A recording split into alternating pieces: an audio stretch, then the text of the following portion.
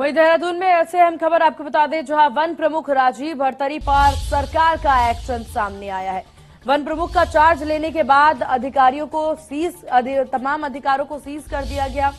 शासन को अनुमति के बिना नहीं कर सकेंगे कोई भी काम। चार्ज लेते समय मौजूद रहे वन अधिकारी पर भी हुई कार्रवाई। ज्वाइनिंग के बाद भरतरी ने कई अधिकारियों का ट्रांसफर कर दिया। तो अहम खबर आपको बता दें, जहां शासन की अनुमति के बिना नहीं कर सकेंगे अब भरतरी कोई भी काम।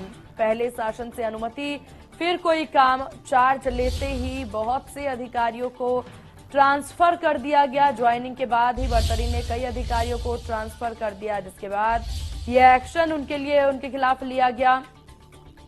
तो वन प्रमुख राजीव भरतरी पर सरकार का एक्शन सामने आया, जहां वन प्रमुख का चार्ज देने के बाद अधिकारों को सीज कर दिया गया।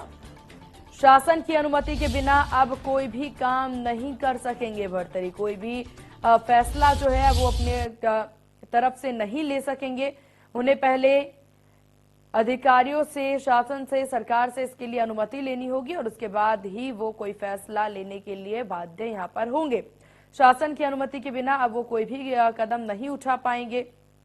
जहां आपको बता दें कि चार्ज लेते समय मौजूद रहे वन अधिकारियों पर भी कार्रवाई हुई है। वन प्रमुख का चार्ज जो है वो सीज कर दिया गया है और अब सरकार से के बिना परमिशन का कोई भी फैसला उनके द्वारा नहीं लिया जा सकता है। और चार्ज लेते ही यहां पर ज्वाइनिंग के बाद ही कई सारे अधिकारियों का ट्रांसफर जो है वो भरतरी के द्वारा किया गया, जिसके बाद ये एक्शन लिया गया।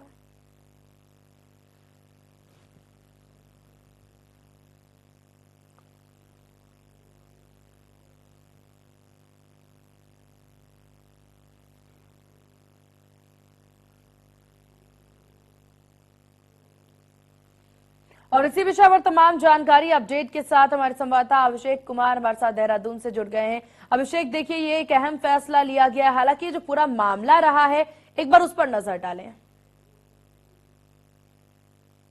देखिए, ये जो पूरा मामला है, दरअसल नवंबर में राजीव भरतरी जब उत्तराखंड वन प्रमुख पद पर वो प्रमुख तैनात थे और उस समय जो सरकार थी उसमें वन मंत्री थे, उन्होंने जो है राजीव भरतरी को उनके पद से हटाकर उनको जो था जैव बोर्ड में उनको जो है अध्यक्ष पद पर तैनात किया गया था और उनके स्थान पर विनोद संगल को प्रमुख वन संरक्षण की जिम्मेदारी दी थी। इस फैसले के खिलाफ आईएएस जो कोर्ट है उसमें राजीव भरतरी चले गए थे और जहां से उनको जो है राहत दी गई थी। प्रशासनिक कोर्ट ने उन्हें उनके जो स्थानांतरण के जो फैसला था उसको रद्द कर दिया था। इसके बाद इस फैसले को लेकर के राज्य सरकार और खुद विनोद सिंघल हाईकोर्ट गए थे, लेकिन हाईकोर्ट ने उनकी याचिका जो है खारिज कर दी थी।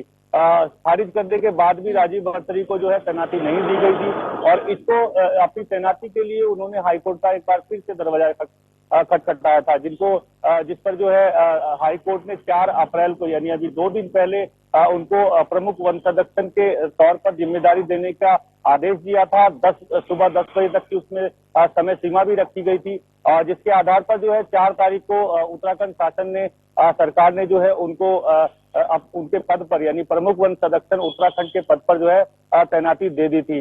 उसके बाद एक दिन बाद उत्तराखंड वन विभाग में कई बड़े स्थानांतरण किए गए।